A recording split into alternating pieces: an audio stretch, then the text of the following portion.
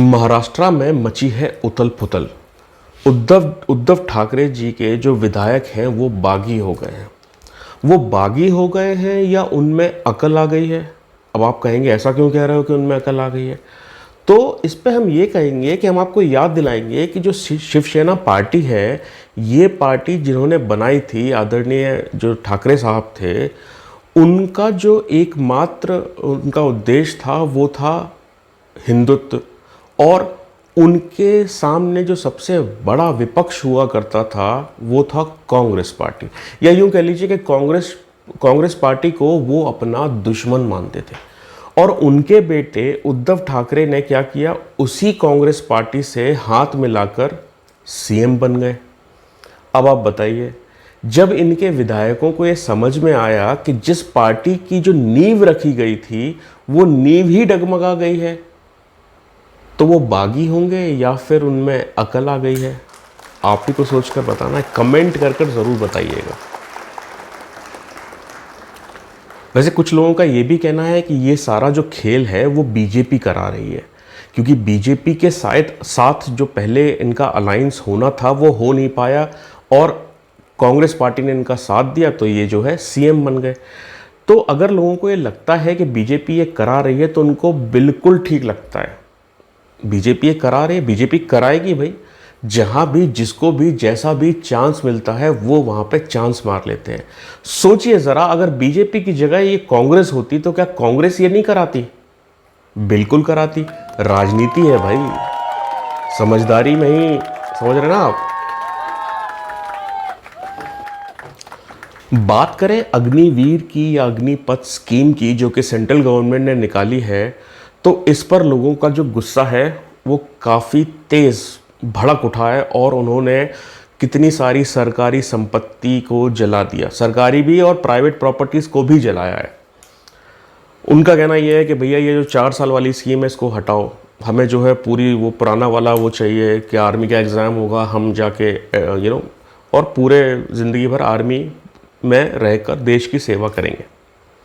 क्या आपको लगता है कि ऐसे लोग आर्मी में जाने लायक हैं, जो कि ट्रेन जला रहे हैं, जो कि बस जला रहे हैं, जो कि एक निर्दोष आदमी की कार जला दी? बेचारे ने कितनी मिन्नतों के साथ वो कार खरीदी होगी, उसकी ईएमआई भर रहे होंगे, लेकिन लोगों ने उसकी कार जला दी।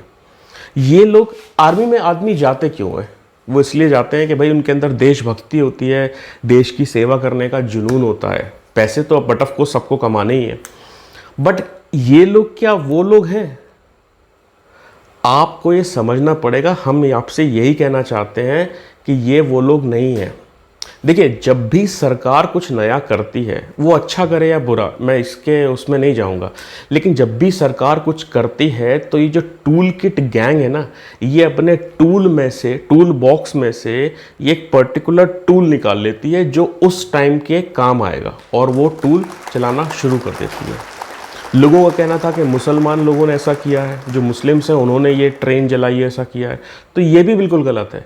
मैं आप ये फ़ोटो देखिए ज़रा, मुस्लिम्स ने ऐसा नहीं किया है, और ना वो, ये सिर्फ और सिर्फ वो टूल किट गैंग है।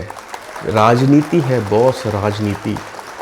कुछ भी होगा, ऑपोजिशन वाले अपोज करेंगे, ठीक है, अपोज करिए, आप ऑपोजिशन में हैं, आपको अपोज करना बनता है, बट सरकारी संपत्ति जलाएंगे, प्राइवेट प्रॉपर्टी जलाएंगे, फिर जब बुलडोज़र चलता है तो सबकी नानी याद आ जाती है। परिवर्तन निदेशालय यानी कि इन्फोर्समेंट डायरेक्टर यानी कि ईडी, इन्होंने राहुल गांधी की नाक में दम करके रखा हुआ है। पिछले कुछ 7-8 दिन से रोज़ राहुल गांधी जी को बुलाते हैं और उनसे पूछताछ करते हैं। नेशनल हेराल्ड मामले में आपने सुना होगा, पहले दिन जब राहुल गांधी जी को बुलाया और उनसे पूछताछ करना शुरू की, तो 2 घंटे की पूछताछ के बाद राहुल जी ने कहा कि मैं थक गया हूँ। समझ रहे हैं आप?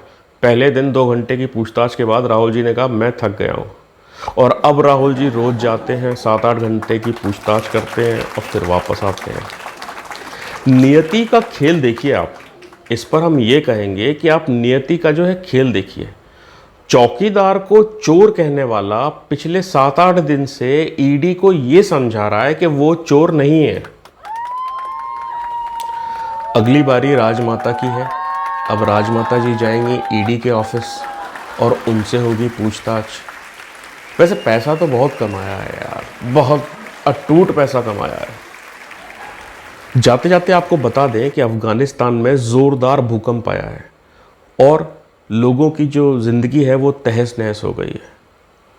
और जब ये भूकंप आया तो उसके बाद सबसे पहले मदद का हाथ किसने बढ़ाया मालूम है आपको?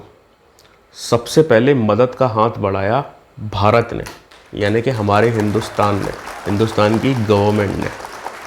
तो इस पर हम ये कहेंगे कि भैया वो जो 55-56 मुल्क है ना, उनको अगर फतवे से, जिहाद से, इन सब चीज़ों से अगर छुट्टी मिल गई हो या थोड़ा बहुत टाइम निकाल लें तो अफ़गानिस्तान की मदद कर लें। मतलब मदद करने का ठेका जो है वो एक ही तरफ है क्या? वो बाकी जो ठेके हैं वो सिर्फ सर कलम करने वाले ठेके हैं, फतवे निकालने वाले ठेके हैं। इस पर हम ये भी कहेंगे कि ऐसे समय में बड़े बड़े शक्तिशाली देश सामने नहीं आते। एक देश था जिसका देश है ऑफ कोर्स, उसका मतलब अफ़गानिस्तान के लिए था, हो गया ना वो तो, अमेरिका। अमेरिका कहाँ है? नमस्कार।